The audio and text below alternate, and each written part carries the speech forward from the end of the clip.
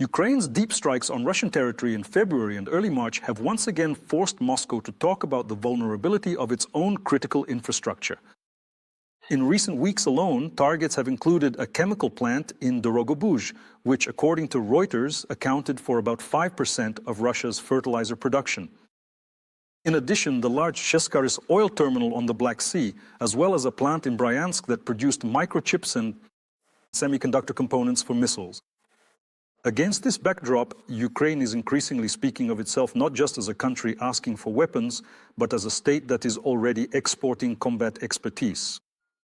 It provides allies with access to unique combat data for training AI models, negotiates joint drone production in Romania, and even sends specialists in counter-drone warfare to countries in the Middle East.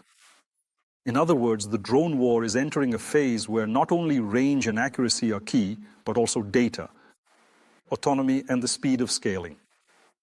We will discuss all of this with the commander of the 1st Detachment of the 1st Separate Center for Unmanned Systems, call sign Casper. Commander, I welcome you. Good morning. Hello. Glad to see you. I'll note again, now you understand why. The details are on the screen. We are raising funds for technical equipment for the 1st Separate SBS Center. So, speaking of February and early March, what was this period like for your unit in the context of deep strikes? Was it a period of picking up the pace, changing tactics, or searching for vulnerabilities in the Russian rear?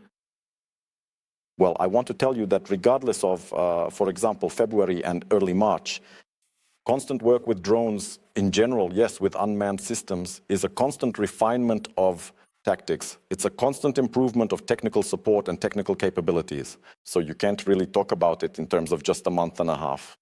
It's an ongoing process.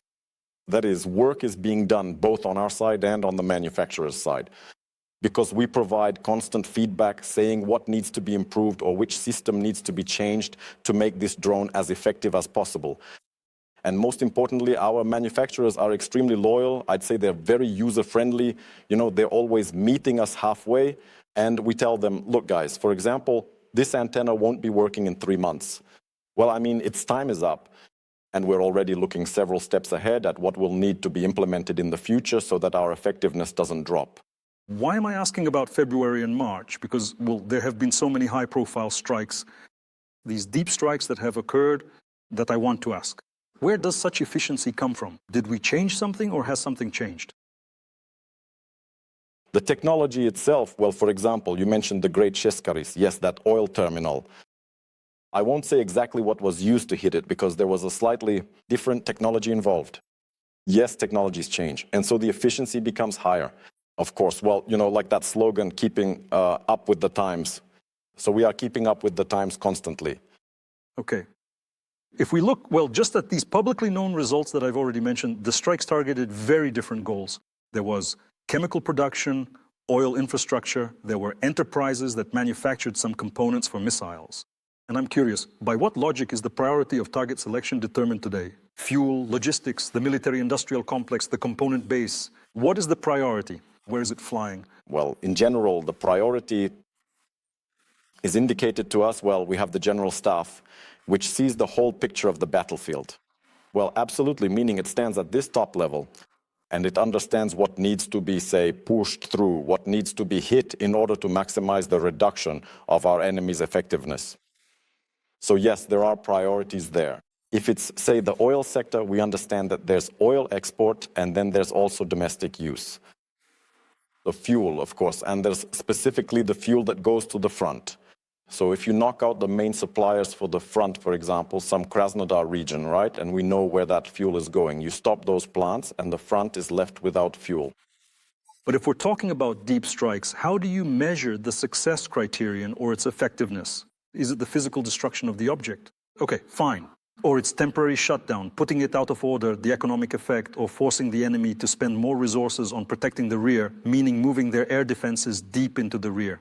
What is the success criterion for you?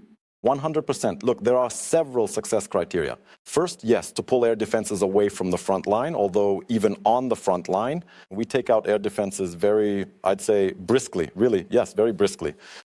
But yes, they certainly understand this pressure.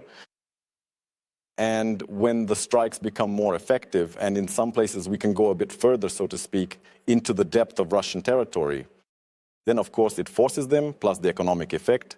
Well, you have to understand, you mentioned that plant, the Dorogobush ammonia plant, right?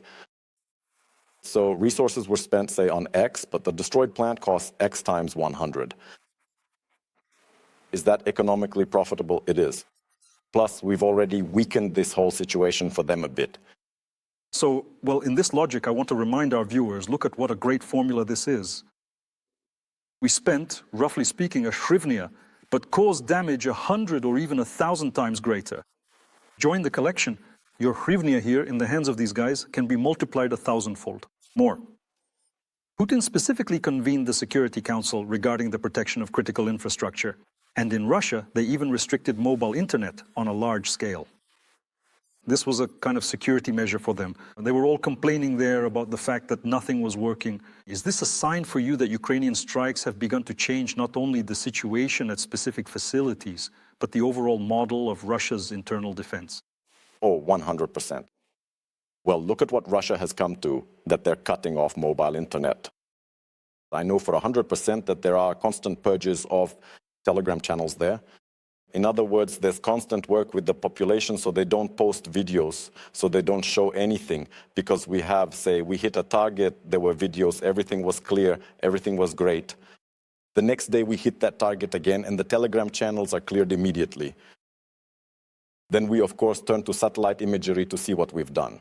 Probably everyone saw how that famous Kremlin propagandist Solovyov was calling those Russians who posted videos, well, traitors or something anyway. It doesn't matter. Yes, they are trying. And can it be said that for Ukraine now, deep strikes are partially fulfilling the function that perhaps in some other security model, a full-fledged long-range missile program would have to perform? Well, I would put it this way. In general, currently, unmanned systems, if viewed in the future, yes, they should be such a deterrent factor so that no one ever wants to attack our country again. Well, for instance, we don't have it, but nuclear weapons exist in the world, right? No one in their right mind is going to attack a country that has nuclear weapons. But it's not a given that they will even be used. So we also need to build such a system. We don't have nuclear weapons, but we have a cool unmanned component. We already have a missile component. Well, that's a fact, a fait accompli. It's already there. We just have to increase our capabilities in such a way that if some aggressor country wants to attack Ukraine, they should think twice. Is there any point? Because you could get hit in the face so hard in response that the war would end in a week. So 1 second, the editors are reporting that 10,000 has been raised just now in these few minutes. We have a few more minutes. Thank you very much. Every single H hryvnia can turn into X, I don't know, 100 or 1,000 for the Russians. You're saying that the architecture of war is changing right before our eyes, that drones can become that safeguard in the modern world that nuclear weapons provide for some countries? 100%.